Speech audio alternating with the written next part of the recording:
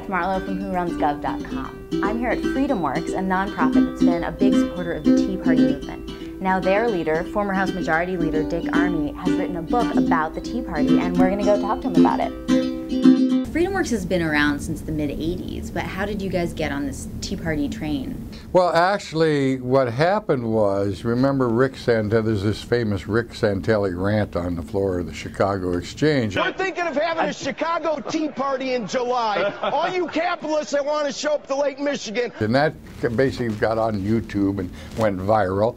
And people all over America saw this and said, you know, the guy's right, we ought to do something. Let's have a tea party, like Rick says. And sometimes it was in their bridge club or their Sunday school, and so they're just sitting around in the office saying, we need to put, well, they said, how do you do this? Well, they went on the internet and they found us. Have you been to a tea party? Oh, yes. I think the first one that I went to was on tax day a year ago in Atlanta, Georgia, and I was. That's my hometown. Is that your hometown? Yeah. I don't know. I guess I hadn't thought about it a whole lot, but I showed up. I had anywhere from 15 to 20,000 people.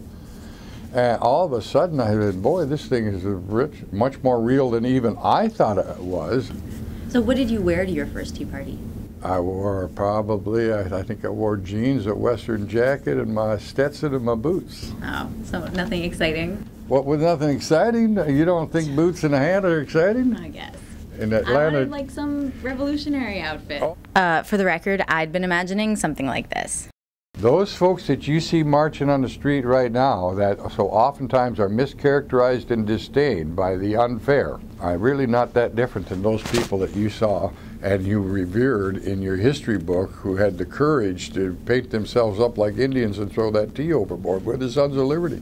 And that's what Armey's new book is about, who the Tea Partiers are, where they came from, and who's in charge. At the very end of the book, we sort of have a grassroots activist handbook and how-to guide. These are the things you should do if you wanted to, in fact, make your own group and your own demonstration. So, how to community organize. Right. We don't have all the formal training and all the experience that the president has had, but we're good at what we do, and we think we can give decent advice to other people who want to do the same thing. In spite of his tea partying, Armey said he still has many friends from his days as House Majority Leader. In all the 18 years, there were only 2 people that I served in Congress with where I could look at them and say, I truly don't like these 2 people. That was remarkable. I'm not going to tell you who they are. But it wasn't long before we get a little hint about who one of those 2 people might be. There was a rumor that you and Tom DeLay didn't get along. Tom DeLay and I don't like each other. Did you watch him on Dancing with the Stars? No, I did not. I have good friends still in Congress on both sides of the aisle. Have you been criticized by any old friends for what you're doing now? Oh, yes. I'm the one that has a right to be disappointed. We built a conservative majority. We tried to stay true to conservative principles, and they betrayed it. So I'm that one that has a right to be upset. I've been watching cable news. Mm-hmm. On cable news, they tell me that the Tea Party and the Republican establishment are opposing forces.